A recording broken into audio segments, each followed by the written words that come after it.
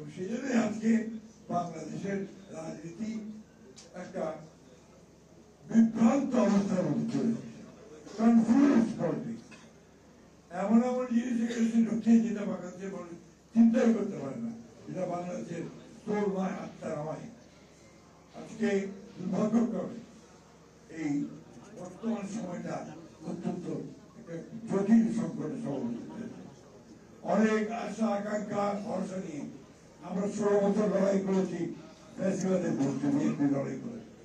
আমাদের অসংখ্য নেতা কর্মী আমাদের গ্রেফতার হয়েছে, মিথ্যা মামলা হয়েছে, নিহত হয়েছে, শহীদ হয়েছে।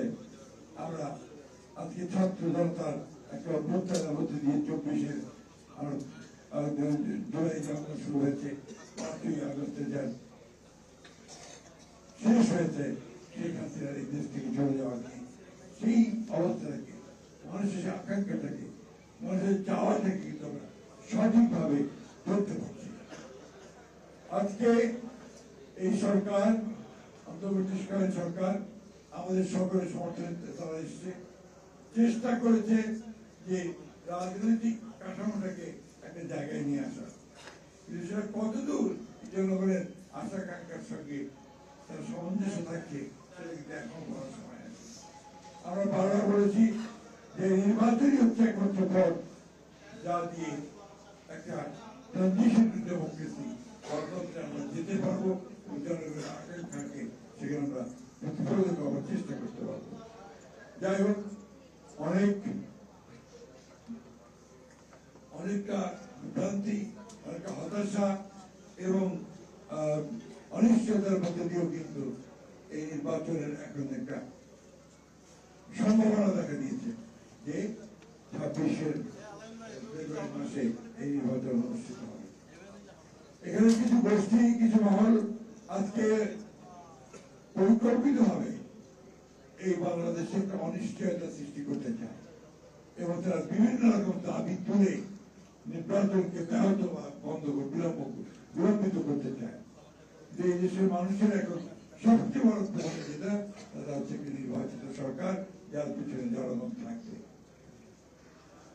আমি আপনাদের কাছে এইটুকু আহ্বান জানাবো সমস্ত রাজনৈতিক দলগুলোর কাছে, কাল বিলম্ব না করে নির্বাচন প্রক্রিয়াকে সমর্থন জানিয়ে এই দেশের মানুষের তাদের যে আপনার যেটা তাদের মত ও তাদের যে বিশ্বাস, সেখানে এই নির্বাচনে অবশ্যই করে তাদের প্রতিনিধি নির্বাচন সুযোগ সৃষ্টি করে দেওয়ার জন্য। অর্থনৈতিক অবস্থা দিন দিন খারাপ হচ্ছে, নির্বাচিত সরকার না থাকলে আরো খারাপ হবে। আইন শৃঙ্খলা পরিস্থিতি খুবই খারাপ হচ্ছে, নির্বাচিত সরকার না থাকলে খুবই খারাপ হবে। আগামীকাল ফ্যাসিস্ট হাসিনার গণহত্যার বিরুদ্ধে যেটা ট্রায়াল হয়েছে, রায় বেরোবে। এই নিয়ে একটা চরম আপনার একটা বলা যেতে পারে যে একটা অনিশ্চয়তা, একটা আতঙ্ক সারা দেশে বিরাজ করছে।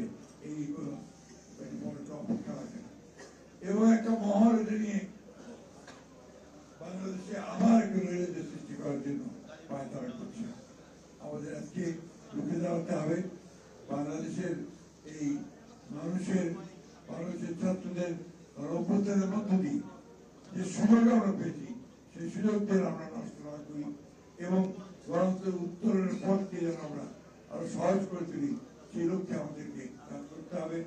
এবং সমস্ত রাজনৈতিক দলগুলোকে আমি আহ্বান জানাবো যে আসুন ঐক্যবদ্ধ থেকে যে আমরা গণতান্ত্রিক প্রতিষ্ঠা করবো, এই প্রচেষ্টা ঐক্যবদ্ধ থেকে আমরা সামনে নির্বাচনের দিকে এগিয়ে যাই।